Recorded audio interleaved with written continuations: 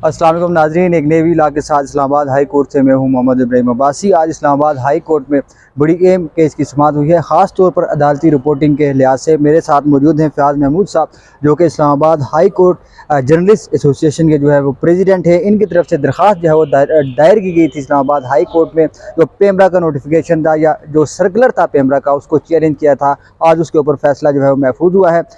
फयाज भाई, ये बताइएगा कि आज की समाअत में क्या कंक्लूजन निकली है? अचानक से चीफ जस्टिस साहब जो है वो उनका रवैया बदल गया सहाफ़ियों के लिए। नहीं देखें, हमारे साथ तो हमेशा से ही उनका एक बेहतर और अच्छा रवैया रहा है और जब से हम काम कर रहे हैं तो हमारे साथ उन्होंने बड़ा यहाँ पर कोऑपरेट करते हैं। तो ये कहना कि अचानक तब्दील हो गया, देखें कुछ कानूनी सवालात होते हैं और अगर वो कानूनी सवालात पूछते हैं तो उसका ये हरगिज़ मतलब नहीं होता कि किसी जज का कोई दरख्वास्त गुजार के साथ कोई मसला है। तो वो सवालात हैं, क्योंकि फ़र्स्ट जब हेयरिंग थी तो ज़ाहिर है उनके जहन में कुछ सवालात थे। जब अगली हेयरिंग हुई तो वो उन सवालात का जब हमारे वकला की जानिब से जवाब दिया गया तो ज़ाहिर है उनका एक माइंड जो है वो बड़ा क्लियर हुआ, क्योंकि ये बड़ा आसान और बड़ा ही सादा सा केस है। और ये केस क्या है? केस ये है कि आर्टिकल 19 और 19A दोनों की खिलाफ वर्जी का केस है, जिसमें इंफॉर्मेशन का हुसूल आपका मेरा बुनियादी हक है और जो आज़ादी जो है फ्रीडम ऑफ स्पीच है, ये भी आईन पाकिस्तान हम सबको इसका हक देता है। तो मेरे ख्याल में इसकी किसी को इजाज़त नहीं दी जा सकती कि वो खुद से उठे और रातों रात इस तरह का एक ब्लैंकेट किस्म का ऑर्डर निकाल दे और कंप्लीट बैन लगा दे। जिस पे आज जब अदालती समाअत हुई तो उस पर हमारे वकला की जानिब से दलाइल दिए गए और जो कल की अदालती कार्रवाई थी वो भी बड़ी अहम थी, जिसमें हमारे वकला, जिसमें बैरिस्टर जो है उमर इजाज़ गिलानी साहब, उन्होंने इस केस को बड़ा ज़बरदस्त अंदाज में पेश किया। उन्होंने इंटरनेशनल जो कोर्ट्स हैं उनके या इंटरनेशनल जो लॉज मौजूद हैं वो भी अदालत के सामने रखे। उसके अलावा अजहर सदीक साहब भी, उन्होंने भी, बल्कि वो तो खुद हमारे साथ आके खड़े हुए यकजहती की बुनियाद पर उन्होंने आर्गू भी किया। इसी तरह रियासत आज़ाद एडवोकेट साहब जो सदर हैं इस्लामाबाद बार एसोसिएशन के, उन्होंने भी बड़े खूबसूरत अंदाज में हमारा मुकदमा पेश किया। फिर वाइस चेयरमैन है पाकिस्तान बार कौंसिल के काजी आदिल साहब, उन्होंने भी मुकदमा पेश किया था, जिसके बाद सूरत हाल बज़ाहिर यकसर तब्दील हो गई थी। और फिर कैमरा के आगे कुछ बुनियादी सवालात रखे थे। वो सवालात क्या थे? आज उन्हीं सवालात का उन्होंने जवाब देना था और अब वो कितना अदालत को मुतमिन कर पाए हैं ये तो ज़ाहिर है फैसले में ही मालूम होगा। लेकिन वो क्या चीज़ें थी? उन्होंने एक तो सवाल ये रखा गया था कि क्या कोई कंप्लेंट आई है किसी शहरी की जानिब से, किसी इंडिविजुअल की जानिब से, या फिर कहाँ से कंप्लेंट आई जिस पे आपने, जिस बेस पे ये आपने ऑर्डर पास कर दिया है? क्योंकि उसके बाद इस्लामाबाद हाई कोर्ट के चीफ जस्टिस आमिर फारूक साहब ने बड़ा क्लियर अंदाज में बता दिया था कि इस्लामाबाद हाई कोर्ट के रजिस्ट्रार की जानिब से कोई ऐसी कंप्लेंट नहीं गई, बल्कि उन्होंने तो हमारी रिपोर्टिंग को बड़ा सराहा। उन्होंने कहा कि यहाँ की जो मुझे 10 साल हो गए हैं, मैंने कभी ऐसी कोई रिपोर्टिंग देखी नहीं। आज भी उन्होंने अपनी बात को दोहराया। उन्होंने कहा कि कभी कोई ऐसा जुमला वो हमने कभी देखा नहीं कि हमें खुद कहना पड़े कि ये तो मैंने नहीं कहा था।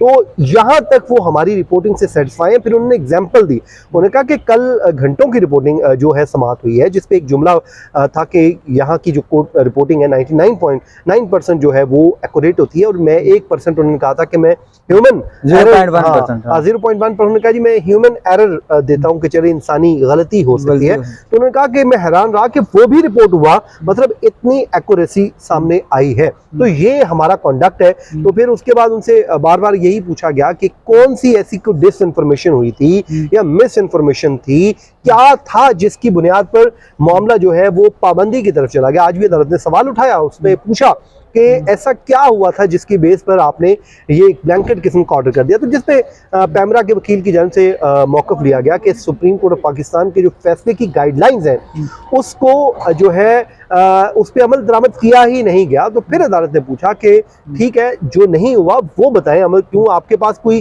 कंप्लेंट आई है? तो अदालत ने खुद फिर कहा कि अगर आपके पास कोई ऐसी कंप्लेंट आई होती तो फिर यकीनन आपके पास वो हमारे सामने आप पेश भी कर देते। फिर अजहर सदीक एडवोकेट ने कहा कि देखिए हम पत्थर के दौर में वापस नहीं जाना चाहते। अदालत ने भी अपनी ऑब्जर्वेशन दी। अदालत ने बड़ी एक अहम ऑब्जर्वेशन दी है। उन्होंने कहा कि देखें कल की जो समाअत थी वो घंटों पर दुरानिये पर थी, लेकिन जो फैसला है, जो ऑर्डर है उस समाअत का, वो 4 सतूर पर था। तो जो प्रोसीडिंग हुई है ये भी अदालती कार्रवाई का हिस्सा है। ये अदालत ने बड़े वाज़ेह अंदाज में कहा, क्योंकि पैमरा का कहना यह है कि सिर्फ ऑर्डर चलाया जाए।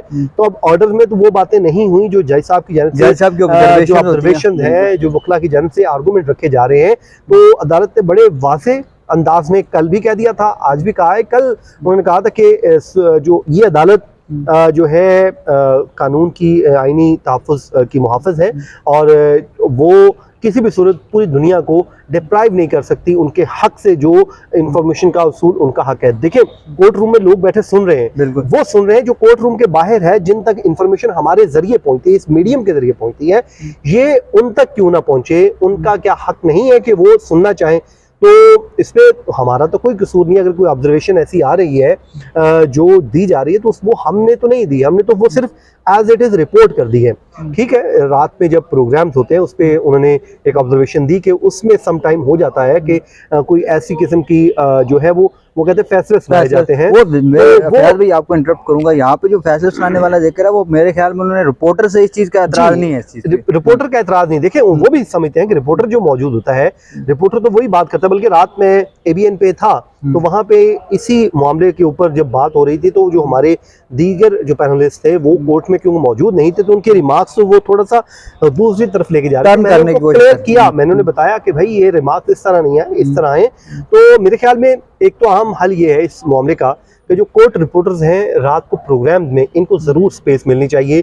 अगर आप किसी अदालती कार्रवाई पे बात कर रहे हैं तो मेरे ख्याल में बेहतरी आई है, आ रही है। इसके फायदा ये होगा कि क्योंकि जो रिपोर्टिंग है वो एज इट इज वहां से रिपोर्ट भी होगी, एक्यूरेसी आएगी, जितनी एक्यूरेसी आएगी उतनी चीजें शफाफियत की तरफ बढ़ेंगी। मसला किसी को ये नहीं है कि जो है गलत रिपोर्टिंग हो रही है, मसला यहाँ पे आ रहा है कि वो चीज़ें अगर हम जो एक फैसला सुना दिया जाता है वो मेरे ख्याल में हम भी गलत समझते हैं। और जो सुप्रीम कोर्ट ऑफ पाकिस्तान का फैसला है, वो गाइडलाइन है, वो हमारे लिए बड़ी ज़बरदस्त गाइडलाइन है। उसमें तो हमने तो कभी मैंने कभी टिकट में कोई तजिया डाला है? नहीं डाला। तो वही बात करते हैं जो वकील बोलता है या फिर जज बोलता है। तो फिर आज अदालत ने क्लियर किया है कि अदालत को रेगुलेट करना ये अदालत का इख्तियार है। आप सीनियर हैं, आपको ज्यादा चीज का अंदाजा है। कुछ चीजें अगर ऐसी हो जहाँ पे कोई मसाइल पैदा हो, वो फिल्टर कर दी जाती है रिपोर्टर की जानिब से, ये चीज रिपोर्ट नहीं होनी चाहिए। यस, हम खुद ही कर देते हैं। हम बल्कि हमें उस टाइम तक हम रिपोर्ट नहीं करते जब तक हम उसको खुद क्लियर ना हो जाए। हम उस स्टिकर को रोक लेते हैं, हम कहते हैं यार ये समझ नहीं आई बात। उसके बाद हम वकील से पूछते हैं, दूसरा जो काउंसिल होता है उनसे पूछते हैं, 3-4 लोगों से कि यार ये बात किस तरह हुई है, किस अंदाज में हुई है। तो क्योंकि वो वही समझ सकता है जो वहां पर मौजूद होते हैं। तो मैं इतना जरूर कहूंगा कि रात के प्रोग्राम्स में कोर्ट के ऊपर अगर बात हो रही है तो रेलिवेंट कोर्ट रिपोर्टर को जरूर बिठाएं, उससे आप अदालती कार्रवाई का अहवाल पूछ लें, उसके बाद आप जो है लीगल ओपिनियन उस पर लें। उस पर तो अदालत को भी कोई एतराज नहीं है। फैयाज भाई, जो चीफ जस्टिस साहब ने इस्लामाबाद हाई कोर्ट के जो बीट रिपोर्टर्स हैं उनकी तारीफ की है, इसके ऊपर आप एज अ सदर, इस पूरी यूनियन के आप सदर हैं, आपको कैसा महसूस हुआ? इतने 10-15 साल से आप ये कोर्ट भी कवर कर रहे हैं, इस पूरे एक्सपीरियंस को आप कैसे शेयर करेंगे? देखिए, ये एक बड़ी खुशाइन बात है बीइंग अ प्रेसिडेंट और एक बीट रिपोर्टर भी हूँ। और जब आपके काम को सराहा जाता है और आप, क्योंकि हम सारे, आप, मैं, जितने भी लोग हैं ये प्रोफेशनल लोग हैं। हम यहाँ पर अपनी प्रोफेशनल ड्यूटी सर अंजाम देने आते हैं। यहाँ पे हमारा कोई ज़ाती काम तो है नहीं। तो जब हम प्रोफेशनली यहाँ पर आते हैं तो प्रोफेशनली अपना काम भी करते हैं। तो हम यहाँ पे प्रोफेशनल अंदाज में जब काम कर रहे हैं तो उस पर अगर हमें कोई अप्रिशिएट कर रहा है, जिसपे हमारे काम को ये कहा जा रहा है कि जी ये एक्यूरेट काम कर रहे हैं, तो यकीन कोई भी हो उसको अच्छा लगेगा, उसको ये बात सुनना हमेशा ही अच्छा लगेगा। और ख़ासकर मुझे अपने उन कोलीग्स के लिए जो हमारे साथ यहाँ पर नए भी हैं, पुराने भी हैं, ये उनके लिए बड़ा अच्छा है कि वो अच्छा काम करें। लेकिन यहाँ पे मैं फिर ज़रूर कहूँगा कि सीखने का अमल जो है वो हमेशा जारी रहता है।